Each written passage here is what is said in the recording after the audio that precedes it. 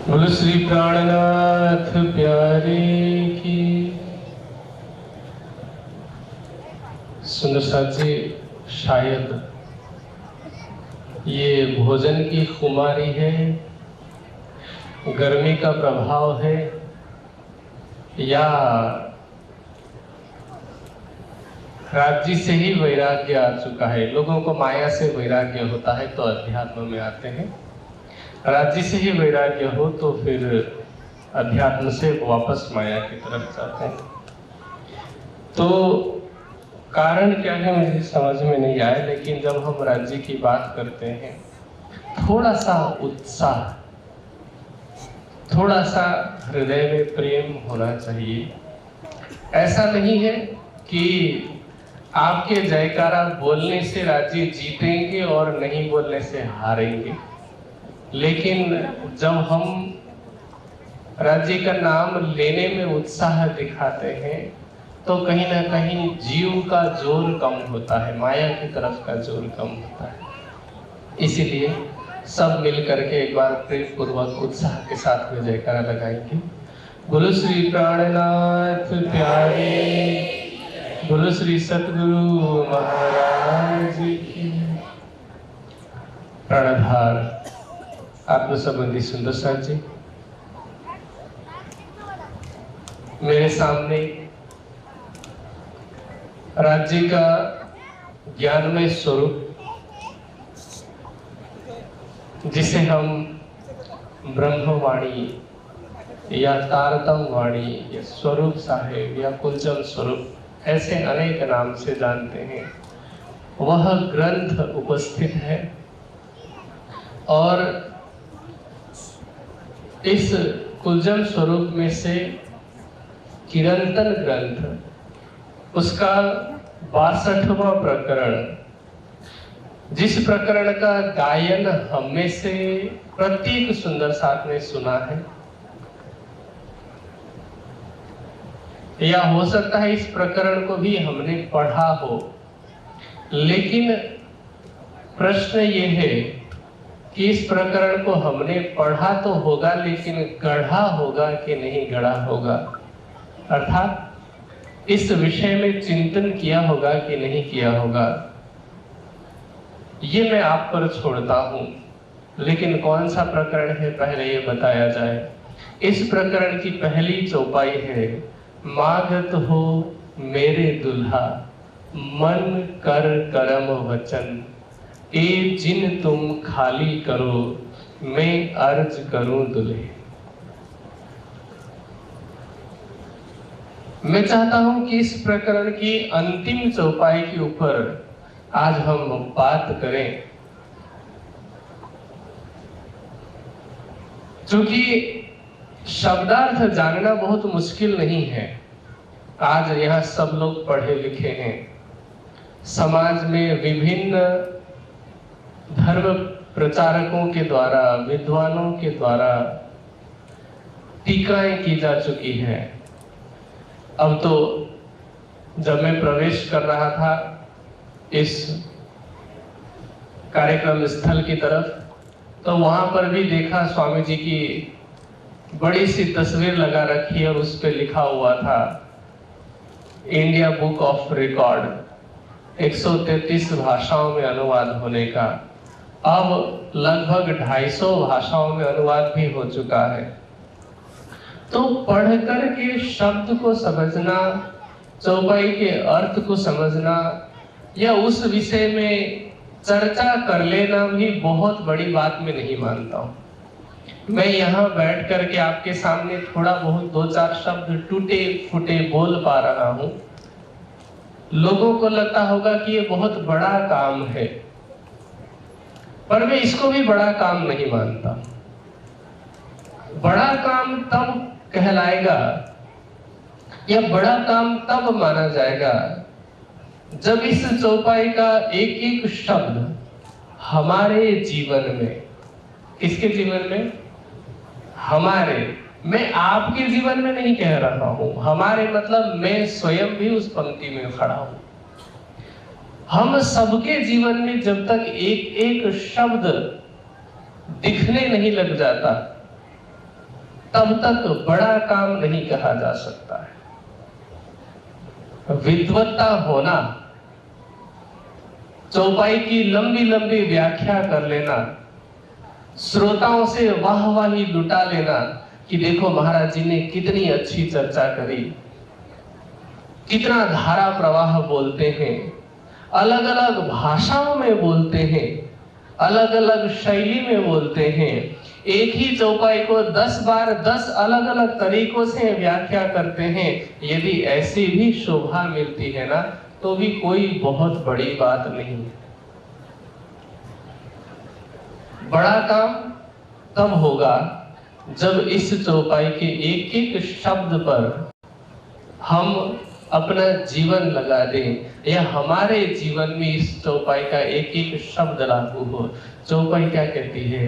प्रेम दर्द इश्क तुम्हारा मैं फेर फेर मांगू फेर, प्यारे मिलूं प्यारे पीयूसों, प्यारी महामत कहें बेर बेर। इस चौपाई से हमें अपने जीवन का उद्देश्य दिखता है, मिलता नहीं है, दिखता है। एक एक शब्द बहुत ध्यान से समझने की जरूरत है। इस चौपाई से हमें अपने जीवन का उद्देश्य दिखता है कि हमारे जीवन का लक्ष्य क्या होना चाहिए। प्यारे मिलूं प्यारे पीयूसों, प्रेम पूर्वक हमारे प्रेमी प्रियतम से मिलना है। ये क्या है? हमारे जीवन का उद्देश्य है, लक्ष्य है। पर ये बात हमारी बुद्धि मानती होगी, लेकिन क्या हम मानते हैं? कोई पूछेगा कि जीवन में लक्ष्य क्या है आपका? सबने तारतम लिया है ना यहाँ पर, तो कोई पूछेगा कि तारतम आपने लिया तो क्यों लिया? तारतम लेने का कारण क्या है? आपके जीवन का लक्ष्य क्या है? आप निजानंद संप्रदाय से जुड़े हुए हैं, बातें बड़ी बड़ी होती है, लेकिन क्या आपको अपने जीवन का लक्ष्य पता है?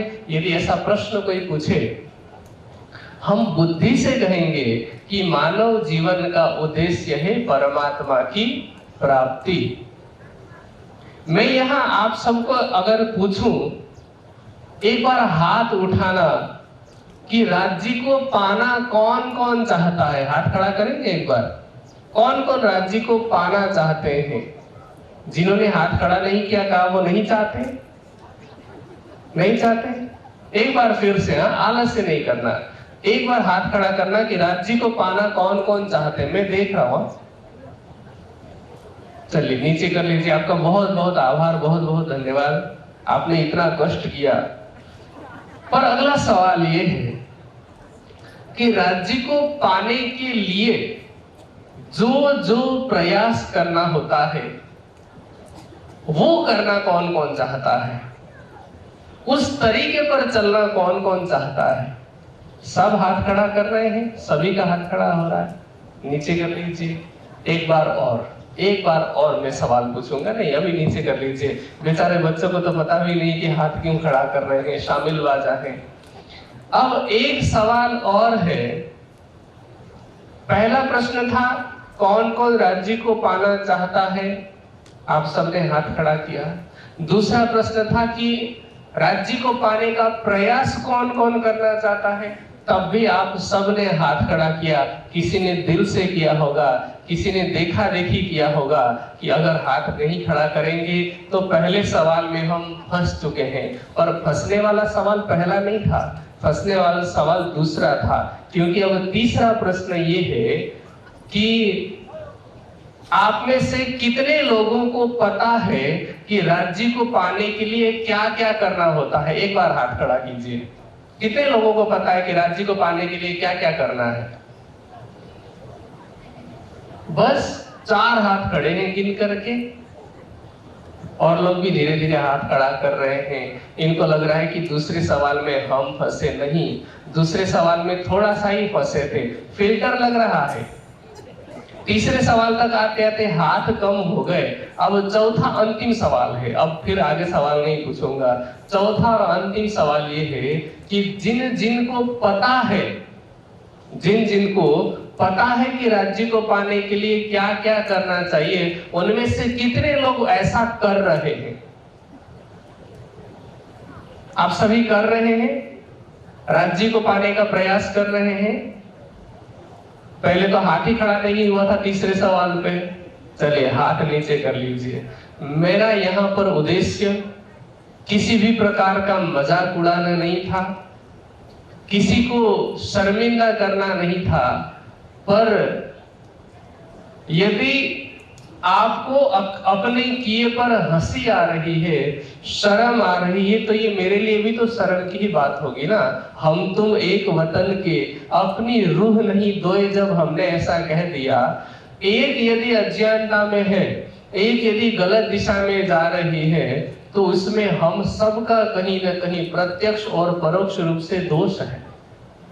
इसीलिए यहाँ पर हम राज्य को पाने का सामूहिक प्रयास कर रहे हैं, क्योंकि राज्य ने हमें स्पष्ट रूप में ये बता दिया कि पौड़े भेले जागसी भेले, खेल देखा सबो एक। इसलिए हमारा अकेले के वश में नहीं है राज्य को परम धाम में प्राप्त करना। हाँ, यहाँ पर है, यहाँ हम सबको ज्ञान एक जैसा मिलेगा, हम सबको वाणी एक जैसी मिली है, हम सबको अवसर लगभग एक जैसा मिला है, लेकिन प्रयास और यात्रा सबकी अलग अलग होती है। मेरी बात समझ पा रहे हैं? तो इसीलिए हम सबको अपने अपने स्तर पर प्रयास करना होता है। अब चौपाई कह रही है, प्यारे मिलो प्यारे पीयूषो। राज्य जो कि प्यारे हैं, उनसे कैसे मिला जाए? प्यार से, प्रेम से मिला जाए। हमारे प्रियतम अक्षरातीत से प्रेम पूर्वक मिला जाए। लेकिन अब प्रेम कैसे? प्रेम कहाँ है? हम तो कहते हैं कि प्रेम न वारी उपजे, प्रेम न हाट बिकाए, बिना प्रेम को मानवा बांधे जमपुरी जाए। क्या इस संसार में प्रेम है? आपके पास है? हम कहते हैं प्रेम नाम दुनि मिने, ब्रह्म सृष्टि ल्याई इत। और आप सभी ब्रह्म सृष्टि हैं, पर क्या हमारे पास प्रेम है? दावा हम सब ने लिया है ना ब्रह्म सृष्टि होने का, पर क्या हम में प्रेम है? नहीं है। हम में मोह है, और थोड़ा आगे बढ़े तो हो सकता है कि स्नेह हो। प्रेम का थोड़ा सा सात्विक रूप है स्नेह, लेकिन प्रेम नहीं है। क्योंकि जिसे प्रेम होता है तो वो किसी एक या दो के लिए नहीं होता है, प्रेम सबके लिए होता है। यदि किसी के अंदर प्रेम होगा तो वो सबके लिए होगा, और ये अभी हम में नहीं दिखता है। इसका मतलब ये कि अभी हमें राज्य से भी प्रेम नहीं हुआ है। और राज्य को पाना है तो कैसे पाया जाएगा? ज्ञान से नहीं पाया जा सकता, बुद्धि से नहीं पाया जा सकता, तर्क प्रमाण से नहीं पाया जा सकता, बड़ी बड़ी डिग्री हासिल करने से नहीं पाया जा सकता, अनेक प्रकार की तपश्चर्या से नहीं पाया जा सकता, नवधा से भी नहीं पाया जा सकता। उसको पाना हो तो तरीका क्या है? एकमात्र तरीका है प्रेम। ज्ञान की आवश्यकता है, पर ज्ञान की आवश्यकता इतनी ही है कि ज्ञान से हमें पता चलता है कि किससे प्रेम करना है। लक्ष्य ही तो मिलता है ना। आप गाड़ी में बैठे हैं, आपको ये बता दिया गया कि जाना आपको अहमदाबाद है, ये ज्ञान से पता चला। ज्ञान से ये भी पता चला कि अहमदाबाद जाने के लिए आपको यहां से मान लीजिए कि हिम्मतनगर जाना है, फिर वहां से लगभग 80 किलोमीटर जाएंगे तो आप अहमदाबाद पहुंचेंगे। रास्ते में कौन कौन से गांव आएंगे, कहां कहां से कैसा कैसा टर्न लेना है, वो सारा आपको पता चल गया, वो ज्ञान है। पर आपने गाड़ी की चाबी घुमाई ही नहीं तो क्या होगा? ये तो ऐसी ही बात होगी कि बनारस में कुछ मित्र थोड़ा सा शिव जी का प्रसाद समझ करके नशा कर लिया था, उन्होंने भांग पी ली थी, नाव में बैठे, उनको कहीं दूर जाना था। पूरी रात भर बारी बारी से चप्पू चलाते रहे। चप्पू समझते हैं ना? हाँ, नाव का जो चलाने वाला आता है ना, बारी बारी से चलाते रहे। सुबह थोड़ा सा उजाला हुआ, थोड़ी धूप निकली, तो उन्होंने सोचा कि देखें कहाँ पहुंचे हैं। पता चला रात को जिस जगह से हम लोग नाव में बैठे थे वही जगह है, चप्पू चलाते जा रहे हैं। फिर पता चला कि नशे में वो रस्सी खोलना ही भूल गए थे। नाव में जो रस्सी बनती है ना किनारे पर, तो वो रस्सी खोलना ही भूल गए थे। तो रात भर वो चप्पू एक ही जगह पर चलाते रहे। ज्ञान से केवल पता चलता है, लेकिन पाने का जो तरीका है वो तो एकमात्र प्रेम है। लेकिन प्रश्न ये होता है कि प्रेम हमारे पास है ही नहीं, तो कहां से आएगा प्रेम? हमें प्रेम कौन दे सकता है? बताइए, जवाब दीजिए। हमें प्रेम कौन दे सकता है? जिसके पास है वही दे सकता है। तो प्रेम किसके पास है? राज्य के पास, क्योंकि वो प्रेम का सागर है। जब हम सागर की वाणी पढ़ते हैं तो 5वां सागर कौन सा है? इश्क का सागर है ना, प्रेम का सागर है। तो राज्य प्रेम के सागर है। हमें प्रेम दे कौन सकता है? राज्य। इसीलिए इंद्रावती जी ने भी राज्य से ही प्रेम मांगा। क्या कहते हैं? मुझे इस दुनिया की कोई वस्तु नहीं चाहिए, ना चाहूं मैं बुजुर्गी, ना चाहूं खिताब खुदाए, इश्क दीजो मोहे अपनो, मेरा या हिस्सो मुक्ता है। और वही बात अंतिम चौपाई में भी कहती हैं कि प्रेम दर्द इश्क तुम्हारा, मैं फेर फेर मांगू फेर। एक बार नहीं, बार बार मांगा है। सवाल ये होता है कि बार बार क्यों मांग रही है?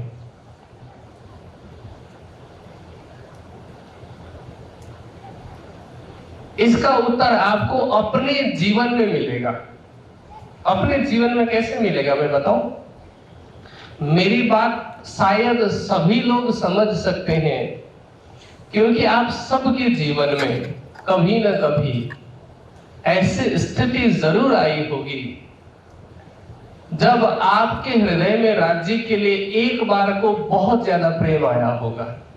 जब लगा होगा कि राज्य के अलावा सब झूठ है, लगा होगा, है ना? कभी न कभी ऐसा लगता है। और ऐसा कब होता है? या तो कोई आपका नजदीकी व्यक्ति होता है ना, वो अगर संसार से चला जाता है, चाहे वो आपका माता हो, आपकी माता हो, आपके पिता हो, या आपको संसार में किसी से भी कोई कष्ट मिले, तकलीफ मिले, तब आपको लगता है कि संसार कैसा है? झूठा है। एकमात्र राज्य सच्चे हैं और राज्य ही हमसे प्रेम करते हैं। बाकी सब लोग तो गिरगिट की तरह रंग बदलते रहते हैं। ऐसा आप सबको कभी न कभी लगा होगा। कभी आपने चर्चा सुनी होगी किसी की, तो चर्चा सुनते सुनते एक बार को रोंगटे खड़े हो गए होंगे कि नहीं, अब तो मैं पक्का राज्य को रिझा के ही रहूंगा या रिझा के ही रहूंगी। अब से पक्का चितवनी करेंगे, अब से पक्का वाणी पढ़ेंगे, अब से पक्का चितवनी करेंगे। ऐसा आप सबके जीवन में कम से कम एक बार जरूर हुआ होगा।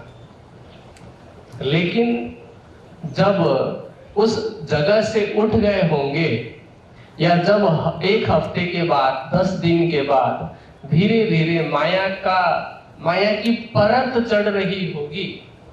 माया की परत चढ़ती है ना, एक बार में नहीं चढ़ती है। कैसे चढ़ती है बताऊं मैं आपको? अभी गुजरात में तो आदत है कि ज्यादातर गर्म पानी से नहाया जाता है ना? तो जब आप बाथरूम में नहा रहे होते हैं गर्म पानी से, यदि आपके बाथरूम में शीशा हो ना, मिरर जिस पे आप अपना चेहरा देखते हैं, आपने पहले दिन बाथरूम में नहाया गर्म पानी से, तो शीशे में थोड़ी देर में कैसा होता है, भाप उसमें लगा होता है। आपने तुरंत साफ कर दिया तो ठीक है, लेकिन थोड़ी देर में आप देखेंगे कि भाप भी उड़ जाता है अपने आप। अब आपको लगता है कि नहीं, शीशा तो साफ है, क्या फर्क पड़ रहा है, आपने साफ नहीं किया। लेकिन यही काम यदि आप 10 दिन तक करते हैं, बाथरूम में गर्म पानी से नहा रहे लेकिन भाप साफ नहीं कर रहे, तो क्या होता है, पहले दिन तो ज्यादा फर्क नहीं दिख रहा था, लेकिन 7 दिन के बाद आपको उस शीशे पर अपना चेहरा ठीक से दिखाई नहीं पड़ता है, धुंधला सा दिखाई पड़ता है। और 15 दिन के बाद अब आपको वहां चेहरा ही नहीं दिखाई पड़ता, अब केवल गंदा शीशा दिखाई पड़ता है। इसी तरह से माया की परत चढ़ती है तो एक दिन में नहीं चढ़ती है।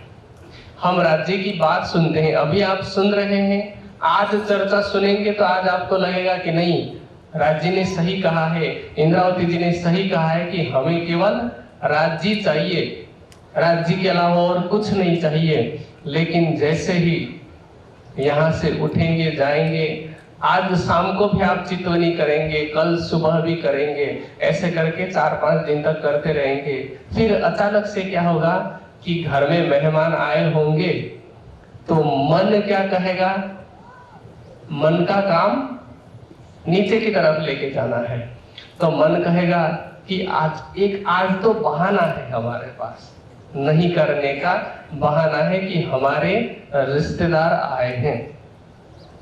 कोई बात नहीं, 7 दिन से तो कर ही रहे थे, एक दिन नहीं करेंगे तो क्या हो जाएगा, ठीक है। तो आपका नियम टूट गया। अब 8वें दिन क्या होगा, क्योंकि 7वें दिन आपके मन ने बहाना किया और आप मान गए। एक बात मान के चलना, याद रखना, आपका मन और आप अलग अलग हैं, एक नहीं है, आप मन नहीं है। तो मन ने कहा कि चलो एक दिन से कुछ नहीं होता, आप अगर मान जाते हैं तो अगले दिन फिर से बहाने बनाएगा। मेहमान तो चले गए होंगे लेकिन मन नहीं गया होगा, और मन क्या कहेगा कि कल मेहमान आए थे, सोने में देरी हो गई थी, लेट सोए थे, तो आज एक दिन नहीं करते हैं, कल से पक्का करेंगे। अब 2 बार आपने मन की बात सुन ली तो तीसरी बार मन हावी हो जाएगा, और धीरे धीरे जैसे शीशा गंदा हुआ था, एक बार में पता नहीं चला था, ऐसे ही हम भी गंदे होंगे। गंदे होने का मतलब राज्य से दूर हो गए तो वही है हमारे लिए गंदगी, माया।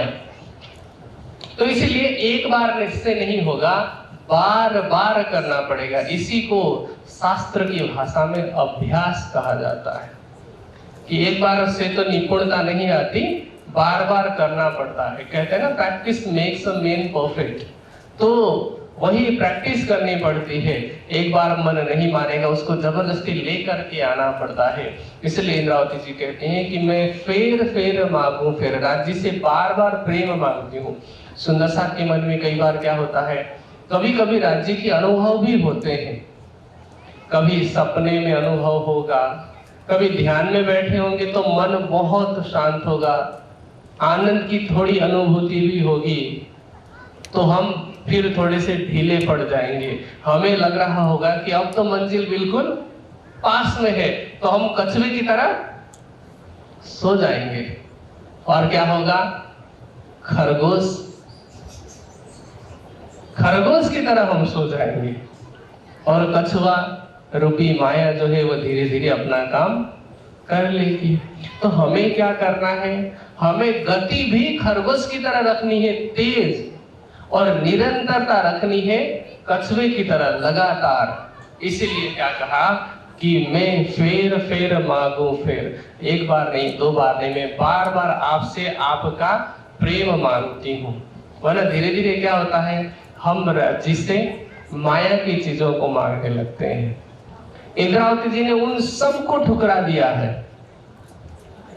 हमारे वश में होता, यदि कभी कभी हम लोग विचार करते होंगे, आप लोगों ने कई बार मन में विचार किया होगा, ख्याली पुलाव पकाए होंगे कि राज्य अगर सामने आए और वरदान मांगने के लिए कहें तो मैं राज्य से ये मांगूंगा या ये मांगूंगी। किसी के मन में होगा कि राज्य हमें वाणी समझा दीजिए, किसी के मन में होगा कि राज्य हमें बहुत सारा धन दे दीजिए ताकि हम आपकी सेवा कर सके। भले ही सेवा के बहाने से मांगेंगे लेकिन धन मांगेंगे। किसी के मन में होगा कि राज्य यदि आपने ना हमें बड़े पोस्ट पर बैठा दिया ना तो हम उस पद का उपयोग करेंगे आपकी सेवा में। ऐसे ऐसे करके राज्य की सेवा का बहाना करके हम माया की चीजों को मांग रहे होते हैं। ये सब माया है। जिस ज्ञान की हम बात करते हैं ना, जिस ज्ञान के लिए हम कहते हैं चर्चा सुन जो दिन रात या वाणी मंथन हमें रोज करना चाहिए, एक परिस्थिति ऐसी आती है अध्यात्म में कि वहां तक पहुंचने के बाद ज्ञान को भी छोड़ देना पड़ता है। ज्ञान को भी छोड़ देना पड़ता है। अभी आपको लग रहा होगा कि हमें समझ आ जाती वाणी, हमें चौपाइयों का अर्थ आ जाता। कई बार सुंदर साथ मेरे पास आते हैं और पूछते हैं कि वाणी कैसे समझी जाए, वाणी की चर्चा कैसे की जाए। आप लोग जैसे बोल पाते हैं हम कैसे बोल सकें। कोई नहीं, अच्छी बात है, अच्छा विचार है, लेकिन जब आप अध्यात्म में आगे बढ़ते हैं धीरे धीरे तो वो बुद्धि की दौड़ पीछे छोड़नी पड़ती है। क्योंकि तब बुद्धि जो है वो क्या करती है, इलम चातुरी खूबी अंग की मोहे एही पट लिख्या अंकुर, एही न देवे देखने मेरे दुल्हे के मुख का नूर। बुद्धि की जब तक दौड़ रहेगी तब तक प्रेम नहीं आ सकता। एक मयान में दो तलवार नहीं रह सकते, या तो प्रेम रहेगा या फिर ज्ञान रहेगा। पर शुरुआत में प्रेम की उस अवस्था तक पहुंचाने में ज्ञान ही सहायक होता है। आप मेरी बात का आधा अधूरा अर्थ लेकर के ये मत सोचना कि चलो आज से वाणी पढ़ना बंद करते हैं, ज्ञान होगा तो प्रेम नहीं आएगा। ऐसा नहीं है। ज्ञान से स्वरूप की पहचान होगी, ज्ञान से ईमान बढ़ेगा, विश्वास बढ़ेगा। लेकिन जब हम चितवनी के मार्ग पर बढ़ने लगते हैं, जब हम चितवनी की गहराई तक पहुंचने लगते हैं तो हमें ज्ञान को भी एक तरफ रखना पड़ता है। तब हमें एकमात्र कौन चाहिए, राज्य। राज्य का ज्ञान भी नहीं चाहिए, राज्य का वरदान भी नहीं चाहिए, राज्य का आशीर्वाद भी नहीं चाहिए, कृपा भी नहीं चाहिए, कुछ नहीं चाहिए। राज्य की एकमात्र कृपा चाहिए। कैसी कृपा, प्रेममयी कृपा, क्योंकि प्रेम ही ब्रह्म है। तो इसीलिए इंद्रावती जी क्या कहती हैं, प्रेम दर्द इश्क तुम्हारा मैं फेर फेर मांगू फेर, प्यारे मिलूं प्यारे पीऊं सो, प्यारी महामत कहे बेर बेर। इस संसार में इस अवस्था तक पहुंचना लगभग असंभव सा है। क्योंकि मन को फंसाने के लिए इतने सारे हथियार है माया में कि किसी न किसी में फंस ही जाता है। बुजुर्गी विभिन्न प्रकार की होती है ना, अहंकार विभिन्न प्रकार के होते हैं।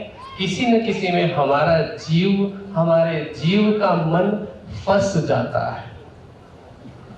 कोई ज्ञान मांगेगा, बुद्धि मांगेगा, कोई धन मांगेगा, कोई प्रतिष्ठा मांगेगा, कोई अच्छा स्वास्थ्य मांगेगा। कई बार सुंदर साथ बोलते हैं, मेरे पास फोन आते हैं, सुंदर साथ के मैसेजेस आते हैं। कई बार मिलते हैं तो बोलते हैं कि महाराज जी हमें बहुत सारी तकलीफ है, राज जी को बोल दीजिए कि हमारी तकलीफ समाप्त कर दें। और ये मैं तो बहुत छोटा व्यक्ति हूँ, मैं कोई आध्यात्मिक विभूति भी नहीं हूँ, और ऐसा भी नहीं है कि मैं बोल दूंगा राज जी को कि राज जी इसकी पीड़ा सुन लीजिए, इसकी बात सुन लीजिए और आपकी पीड़ा समाप्त हो जाएगी। ऐसा आशीर्वाद भी मेरे पास नहीं है। लेकिन मैं एक घटना आप सबके सामने रखना चाहता हूँ। वैसे तो आप सब जानते होंगे, फिर भी प्रसंग चला है इसलिए बता रहा हूँ। परमहंस महाराज श्री रामरतन दास जी के विषय में मैंने एक बात सुनी, पढ़ी भी, कि एक बार बनारस माता जी ने बड़े महाराज जी से कहा कि महाराज जी इतने सारे सुंदर साथ हैं, राज जी को पाना चाहते हैं, आप राज जी का दर्शन क्यों नहीं करा देते। महाराज जी ने कहा कि राज जी को पाना कोई नहीं चाहता, सब राज जी से कुछ और पाना चाहते हैं। तो माता जी ने सोचा कि नहीं, ऐसी बात तो नहीं होगी, इतने सारे सुंदर साथ हैं, सेवा करते हैं, महाराज जी की सेवा करते हैं, वाणी की चर्चा सुनते हैं, पाठ पारायण करते हैं। जब माता जी नहीं मानी तो महाराज जी ने कहा अच्छा ठीक है, चलो कोई बात नहीं, तुम सुंदर साथ को जाकर के कहना कि महाराज जी को आज दिन भर में कोई कुछ भी मांगे सदगुरु महाराज उसे पूरा कर देंगे। ये नहीं कहना था कि राज जी को मांगो। अब सब लोग गए, बारी बारी से आते हैं। कोई कहता है, कोई माता कहती है कि महाराज जी मेरी बहू मेरे से बहुत झगड़ा करती है, आप ऐसा कुछ आशीर्वाद दीजिए कि मेरी बहू मेरी बात माने। बड़े महाराज जी बस इतना कहते हैं कि सदगुरु महाराज की कृपा से सब ठीक हो जाएगा। कोई आकर के कहता है कि महाराज जी मेरे बेटे को नौकरी लगा दीजिए। महाराज जी कहते हैं कि सदगुरु की कृपा से सब ठीक हो जाएगा। यहां तक तो ठीक था। कोई आकर के कहता है कि महाराज जी हमारी भैंस दूध नहीं देती है, कुछ ऐसी कृपा कर दीजिए कि भैंस दूध देने लग जाए।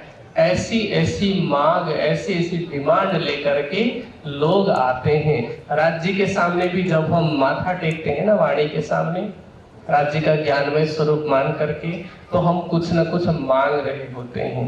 कभी हम कान पकड़ते हैं तो माफी मांगते हैं, कभी हम इस संसार की कोई वस्तु मांगते हैं, कभी कभी हम ये भी मांग लेते हैं कि राज जी आप ऐसी कृपा कर दो कि सबकी जागनी हो जाए। चलिए ये अच्छी भावना है, लेकिन राज्य से हमें मांगना क्या है? जब सभी ब्रह्मात्माएं राज्य से राज्य का प्रेम मांगने लग जाएंगी तो वास्तव में जागनी तो अपने आप हो जाएगी, क्योंकि जागनी यही तो है। सभी ब्रह्मात्माओं की जागनी ही तो जागनी है।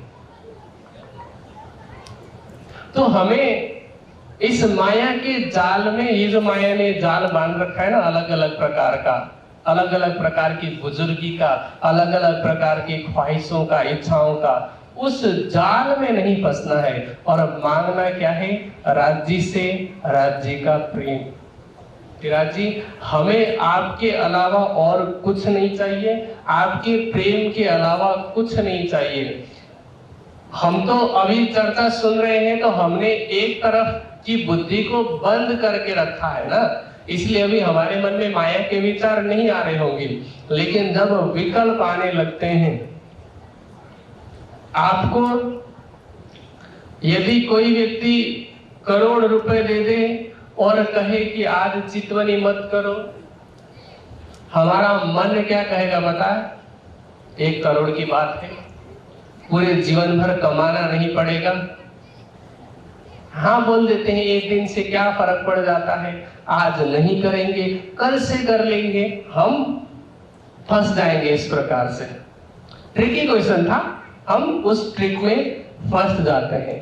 और वास्तव में देखा जाए तो जो ब्रह्मात्मा है, जिसको सच में राज्य से प्रेम हो जाता है, उसे, अब 1 करोड़ की मैं बात कर रहा हूं, उसे इस संपूर्ण पृथ्वी को सोने से मढ़ करके, हीरे जवाहरात से जड़ करके दिया जाए और कहा जाए कि आज एक दिन के लिए तुम्हें राज्य की चितवनी नहीं करनी है, वो उस स्वर्ण युक्त पृथ्वी को ठुकरा देगी और क्या कहेगी? कई कोट राज वैकुंठ के न आवे इतके खिन समान। हमें चौपाई याद है पर हम उस पर चल नहीं पाते। हमारे पास अगली दूसरी तीसरी चौथी पीढ़ी के लिए कमाने के लिए समय है।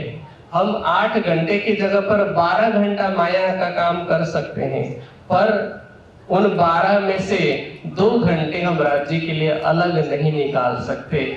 हम क्या सोचते हैं कि समय मिला तो कर लेंगे, मौका मिला तो पढ़ लेंगे, अवसर हुआ तो कर देंगे, लेकिन ये प्रेम नहीं होता। जब मैं प्रेम की बात कर रहा हूं, हमें तो पता ही नहीं कि प्रेम क्या होता है। प्रेम क्या होता है? 8 प्रहर भीना रहे प्रेम कहा वे सोए। आप संधि विच्छेद करके पढ़ते हैं, ऐसा लगता है। हम क्या करते हैं, संधि विच्छेद करके पढ़ते हैं। जब हम संधि विच्छेद करते हैं तो क्या होता है, 8 प्रहर भी ना रहे, मतलब राज्य का प्रेम हमारे मन में 24 घंटे के लिए भी नहीं रहता है। आज सुना कल समाप्त हो जाता है। संधि विच्छेद नहीं करना है, संधि करनी है।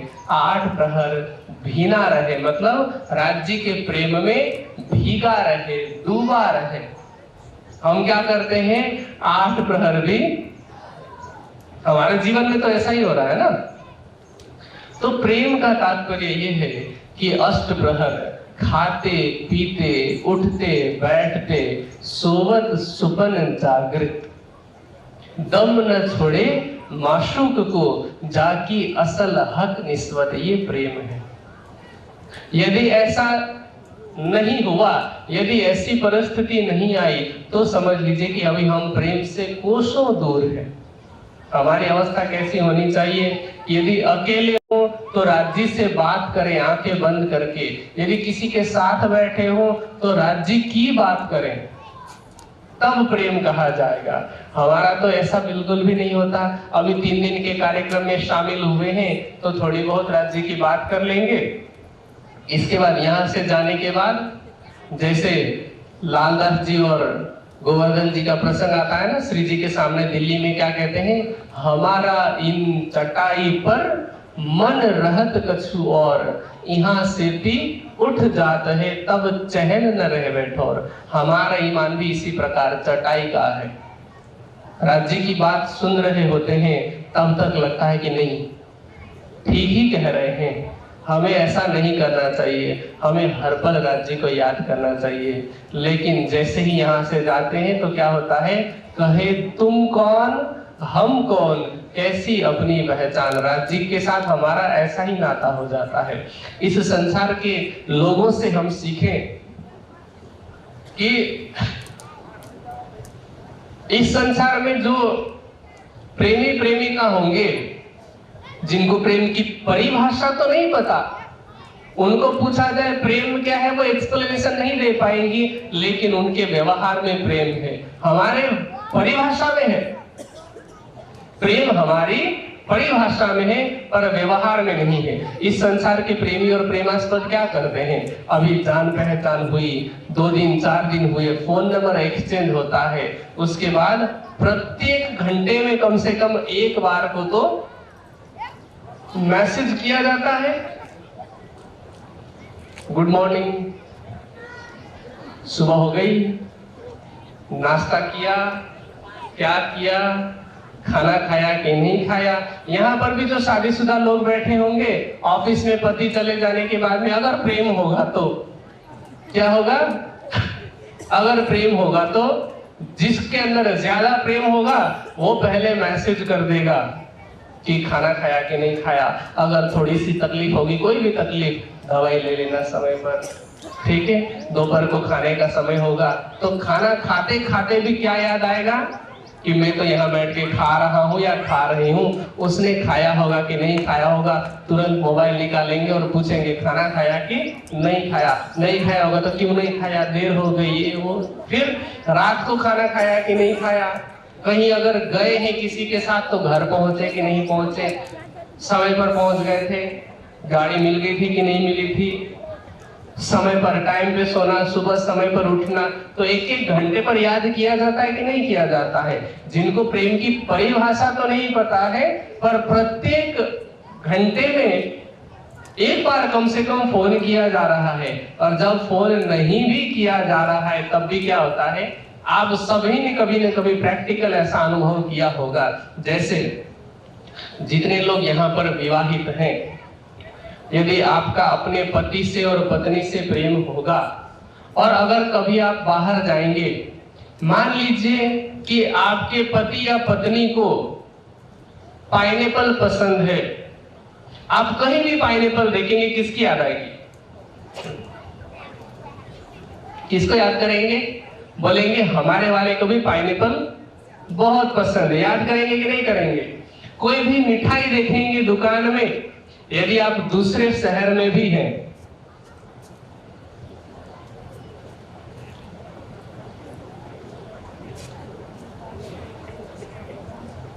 किसी और शहर में गए होंगे और वहां कोई अच्छी चीज दिखेंगे तो कहेंगे कि हमारे वाले को ये चीज बहुत पसंद है। कोई अच्छा कपड़ा देख लिया, पुरुष होगा, अगर कोई लेडीज कपड़ा देखेगा, साड़ी इत्यादि कोई कुछ भी देखेगा कोई अच्छे रंग का, तो सोचेगा, अगर उसके पास पैसा होगा तो सोचेगा कि ये मैं उसके लिए लेकर के चलूं। अगर नहीं होगा तब भी इतना तो जरूर सोचेगा कि ये कपड़ा उस पर बहुत अच्छा लगता। स्त्री होगी तब भी यही नियम लागू होता है। इस संसार में जब ऐसी भावना हो सकती है, ऐसी धारणा हो सकती है, तो जब हमारे अंदर भी ऐसा प्रेम आ जाए कि खा रहे हैं तब भी राज्य को याद कर रहे हैं, हम करते हैं पर प्रेम से याद नहीं करते, हम याद करते हैं औपचारिकता से। जैसे ही संसार के भक्त अपने देवता को भोग लगाते हैं ना, हम राज्य को वैसे याद करते हैं। मैं आपको एक ट्रिक बताता हूं, बताना सरल है पर जीवन में लागू करना थोड़ा सा मुश्किल हो सकता है, इतना मुश्किल भी नहीं। जब आप भोजन करने बैठे